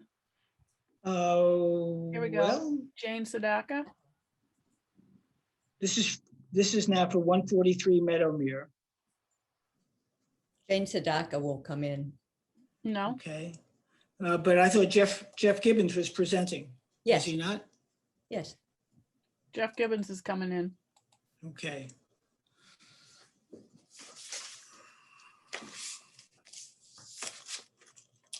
Okay. Okay, so. So whoever is speaking on behalf of the client, please identify yourself. So Jeff, you already have, so we're good on that. I don't know, Joan, if you're representing the client as well. You're on mute, by the way, right now. No, I'm with Jane Sadaka. Okay, so if that's going to be part of the public comment, we'll get to you Right. at that point. Thank you, Right. Joan. No worries. Okay, okay, great, thank you. So Jeff, you're coming back to us. You're digitally equipped. We'll send it back to you. Okay, so we are reopening the application of 143 Meadowmere LLC, and with Jeff Gibbons representing the applicant. Go ahead, Jeff. Okay, it's a new house. It's on almost a 2-acre lot. It is 80 feet back from the street. It meets the side yard setbacks, which are approximately 60 feet. And it's a 1-acre lot. The front of the house is 80 feet from the street and 140 feet from the back of, yes, that's the front of the house. Now the owner wanted me to present you with options for these. We're not good on options, Jeff. We can only look at Okay. one thing, and then if the board has, so give us what you want us to vote on. Okay, I'm trying to, I can't get to it. Just, no, just let me know. Okay, it's the one with the three, all three of them look like this. Yes, they do. What did you call it? 1, 2, 3? Okay. I Front think elevation 2? Front elevation 1, I believe. Okay, that's the one on this. Oh, okay, no, it's not. Okay, Adoption. Hold on. Front elevation Okay, 1. so back to Sarah's point at the beginning, Jeff. Yes. We have line drawings that show a gable roof, and we have renderings that show something else. So you know what? Let's stick to the line drawings, Okay, and we'll view those as your submissions, okay, for the purpose, for the current purposes. Here's one. Okay, the one that she showed was the rendering that the owner wants me to present. then that's not the line drawing that we have. So No, then we it's not. can't. I'm So, sorry. At this point, I think you're going to have to go back, get your line drawings to line up with your renderings, and give us one thing to talk about, because we're not being fair to the public, because you want us to give options, you want us to look at renderings, you want us to look at line drawings, but we need to look at one set of what you want to build. Okay. Yes, and would you do that? Could you please say instead of left and right, east, west, north, south? Yes, I will. Thank you. okay. I'm So going to be able to offer very preliminary comments if anyone wants to hear them, but if you think that's improper, Alice, what do you think? Let's hold off. Okay. I'm okay with preliminary comments. Okay. Well, go ahead. Someone else go first. No, I don't know. Unless I know what we're commenting on, I'm not commenting. I'm sorry. I just have a comment about the entrance. Yes. That it looks like either a commercial entrance or a hotel, and it's not at all residential. And I've never seen anything such a monumental proscenium on any house in Southampton, I don't think. That's my big comment. Agreed. Yeah, There- double agreed. the scale of these openings is totally commercial. What appears to be black windows seems Yes. not to be the best thing as far as we're concerned. And Building is gray, Seacoast gray, Maybeck shingle, wood shingle roof, white trim, and then. Are we going to windows. comment or are we going to Well, debate? it's fair to comment, and the code does provide for architects to come before the board for opinion. So I think to the extent that we don't get overly involved, but perhaps give Jeff some direction, then maybe he can go back to his client with a better sense. And I think what you hear right now so far, Jeff, is that there's concern about the excessive use or extreme use of windows on the front. There's concern about the dark trim of the windows. I think The windows aren't Judge- tinted. No, the framing of the windows, it looked like on the rendering. the they were rendering like, looks like they're black, are they not? The trim? The trim is black on the windows. yeah, That's yeah. I'm sorry, the trim is white on the windows. The actual window frames themselves are what's black. Yeah, we don't like that. Yeah. Okay. Okay. Well, I want to say one other let's not. thing. You seem to have an awful lot of flat roof here. That surely cannot meet code. Well, it is below the. No, but you're only supposed to have 5% of your roof area is supposed to be flat. And you've got those recessed courtyards, those recesses on the second floor with a flat roof underneath them. And then the second floor, that's definitely more than 5%. So I think you've got a little work to do. Okay. I guess I need to adjourn this. Yes, I think you should. I think we should. And Alice, I think while the board is free to comment, I don't think it's appropriate for the public to comment, since really we're not sure what we're commenting on. But Alice, what's your thinking? I agree that makes sense. Yeah. Okay. So Jeff, I'm sorry that you and both Jane and Joan have had to stay on as long as you have. But let's resubmit, let's adjourn. And then this way you can take in what you heard tonight, as well as come back with a single set of drawings that you want the board to consider. Okay. And that should be into the building department by Thursday noon, before the next time you come before us, okay? So I'm going to move that we accept the applicant's request to adjourn to our next meeting. Do I have a second on that? Second. Okay, all in favor, aye? Aye.